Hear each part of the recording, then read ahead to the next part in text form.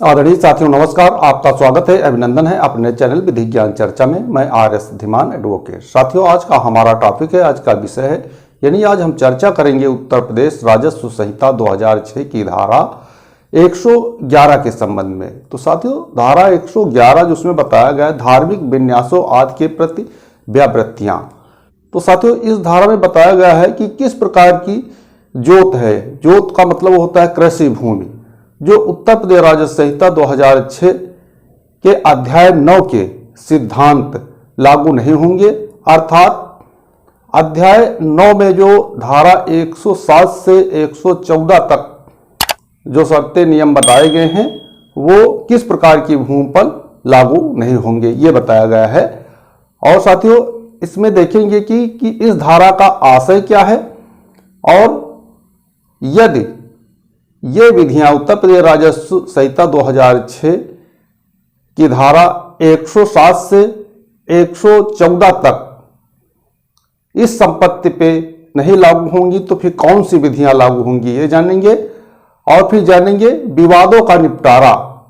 भाई विवाद तो होना स्वाभाविक है कि जहां पर न्यागमन, डेवोल्यूशन या उत्तराधिकार या विरासत की बात आती है तो वहां जो विवाद होंगे उनका निपटारा किस प्रकार से होगा और किस न्यायालय से होगा। तो साथियों जो हमारे चैनल पे हमारे व्यूअर्स नए हैं, अभी तक हमारे चैनल को सब्सक्राइब नहीं किया है, कृपया चैनल को सब्सक्राइब कर ले, वीडियो को शेयर करें, लाइक करें और साथियों कमेंट भी किया करें।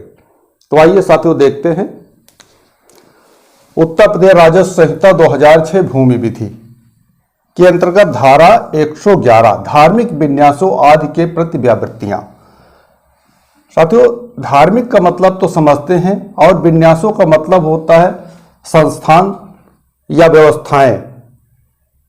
आदि के प्रति व्यावृत्तियां, व्यावृत्तियां का मतलब होता है रोक लगाना, मनाही, निषेध। जैसे हमने यहां लिख रखा है विन्यासों माने व्यवस्थित या संस्थानों, और व्यावृत्तियों का मतलब होता है मनाही, निषेध या रोक। कहने का मतलब है जो धार्मिक विन्यास हैं उनके प्रति इस धारा में बताया गया है कि जो डेवोल्यूशन, उत्तराधिकार या विरासत के नियम शर्तें लागू नहीं होंगी।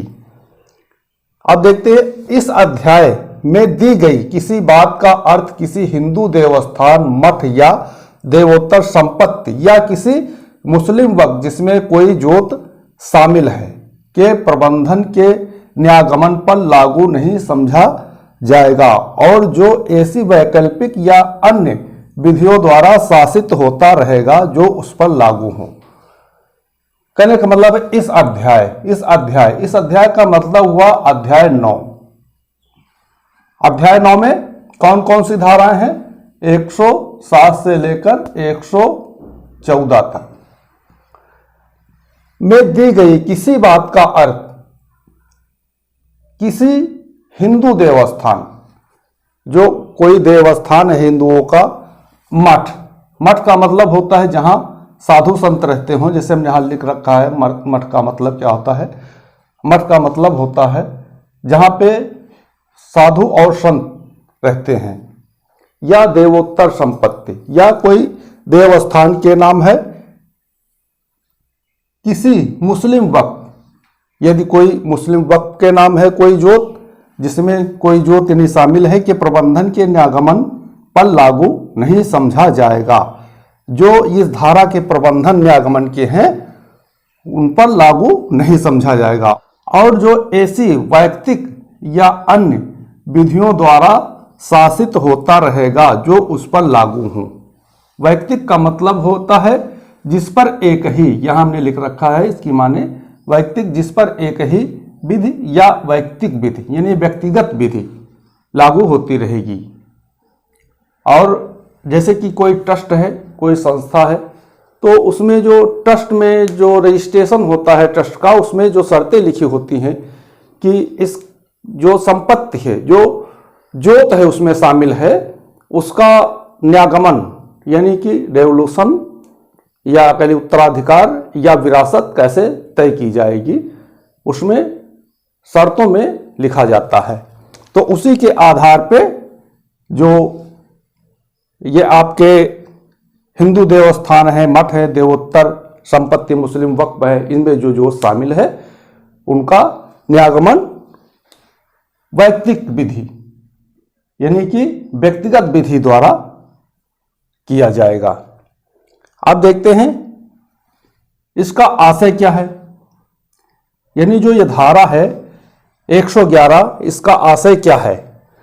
इस धारा का स्पष्ट आशय राजस्व संहिता के अध्याय 9, सॉरी यहां लिखा हुआ है अध्याय 9 के प्रावधान उन जोतों, यानी उन जोतों का मतलब होता है कृषि भूमि के बाबत लागू नहीं होंगे जो निम्नलिखित संस्थानों द्वारा धृत हों या उनके स्वामित्व में हों। कहने का मतलब है इस धारा का आशय यह है कि राजस्व संहिता अध्याय 9 के प्रावधान उन कृषि भूमि यानी उन जोतों के बाबत लागू नहीं होंगे जो निम्नलिखित संस्थाओं द्वारा धृत हों, स्वामित्व में हों और उनके अधिकार में हों।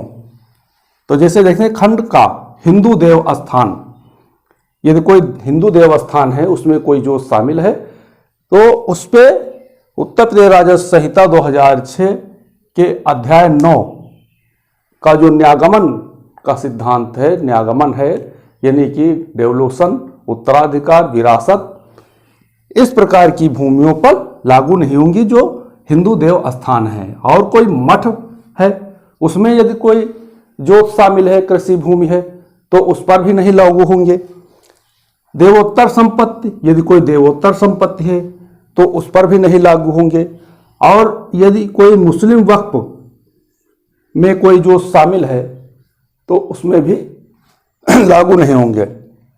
अब देखते हैं मठों और महंतों के मामलों में ट्रस्टों के दस्तावेजात तथा स्थानीय प्रथा और परंपराओं के आधार पर उत्तराधिकारी का चयन किया जाता है।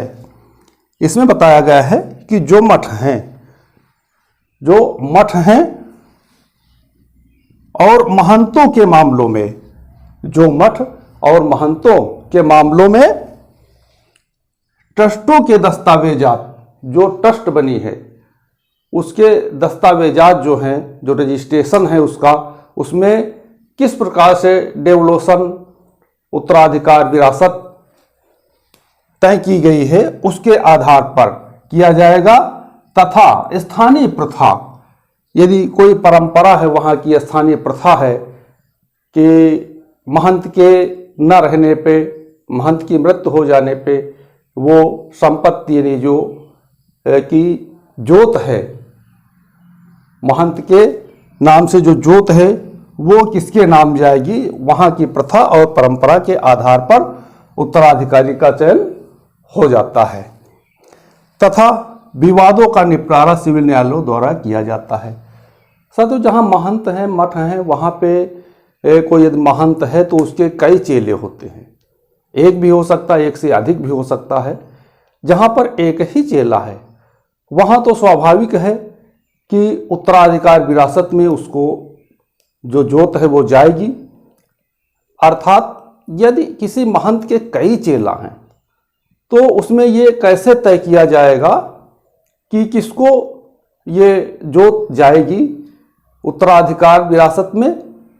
तो यदि इस प्रकार की कोई बात आती है और उसमें विवाद उत्पन्न होता है तो उस विवाद का निस्तार राजस्व न्यायालय द्वारा न करके सिविल न्यायालय द्वारा किया जाता है। तो साथियों, आज हमने उत्तर प्रदेश राजस्व संहिता 2006 भूमि विधि के अंतर्गत धारा 111 के संबंध में जाना, धार्मिक विन्यासों आदि के प्रति व्यावृत्तियां और उसका आशय, और वे कौन कौन से संस्थाएं हैं जिनमें जोत शामिल है। उस जोत पर उत्तर प्रदेश राजस्व संहिता 2006 की अध्याय 9 के सिद्धांत, यानी कि अध्याय 9 में 107 से 114 धाराओं तक जो नियम शर्तें वो लागू नहीं होंगी। तो साथियों, न्यागमन में धारा 107, 108, 109 और 110 ये न्यागमन के संबंध में बताती हैं तो ये धाराएं इस पे लागू नहीं होंगी जो हिंदू देवस्थान, मठ, देवोत्तर संपत्ति या मुस्लिम वक्फ है। तो साथियों, हमें पूरा विश्वास है कि आप इस टॉपिक को समझ गए होंगे। और साथियों, यदि कहीं पे कोई बात ना समझ में आई हो तो आप कमेंट के द्वारा, फ़ोन के द्वारा पूछ सकते हैं।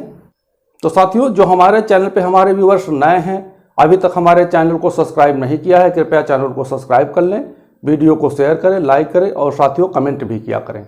तो साथियों, आज के वीडियो में बस इतना ही। अगले वीडियो तक के लिए नमस्कार।